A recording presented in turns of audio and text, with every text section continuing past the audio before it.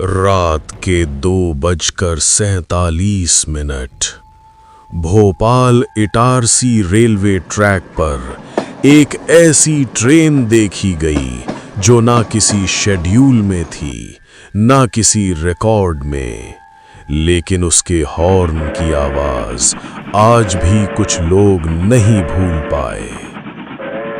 दोस्तों, ये कहानी है एक घोस्ट ट्रेन की जो सिर्फ कुछ ही लोगों को दिखती है और जिसे देखने के बाद लोग कभी पहले जैसे नहीं रहते। इस कहानी को एंड तक जरूर सुनना, क्योंकि अंत में आप समझेंगे कि हर चीज जो गुजरती है वो सच में जा चुकी हो जरूरी नहीं। भोपाल और इटारसी के बीच का रेलवे ट्रैक मध्य प्रदेश का सबसे पुराना और लंबा रूट। डेंस जंगल, सुनसान स्टेशन और रात के वक्त सिर्फ हवा और रेल की आवाज। 2000 के आसपास रेलवे एम्प्लॉइज के बीच एक बात फैलने लगी कि कुछ रातों में इस ट्रैक पर एक एक्स्ट्रा ट्रेन गुजरती है। न उसका नंबर होता है, न इंजन का नाम, बस एक पुरानी सी विसल और धीरे चलती बोगियां। रमेश सिंह, 30 साल से रेलवे ड्राइवर, ने अपनी ड्यूटी के दौरान एक रात कुछ ऐसा देखा जिसे वो आज तक भूल नहीं पाए। उनकी ट्रेन इटारसी से भोपाल की तरफ जा रही थी। स्पीड नॉर्मल थी, सब कुछ ठीक था।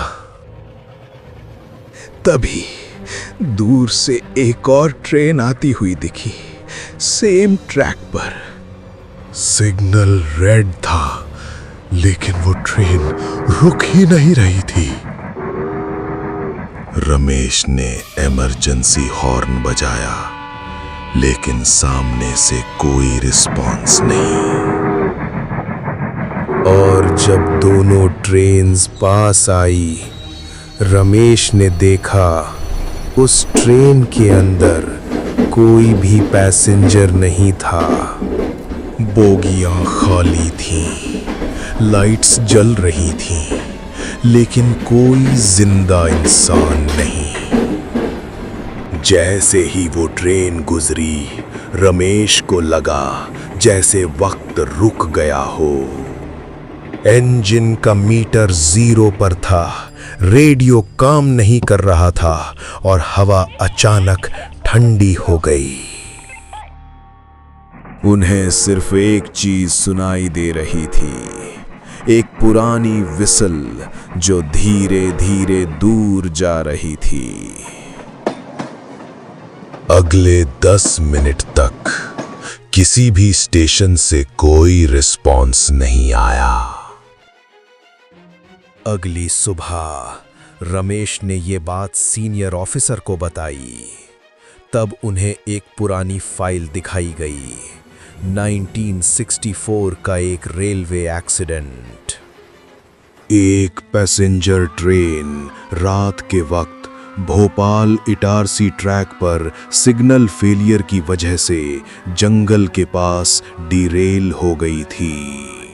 उस ट्रेन का नंबर कभी ऑफिशियली क्लोज ही नहीं हुआ। रमेश अकेला नहीं था।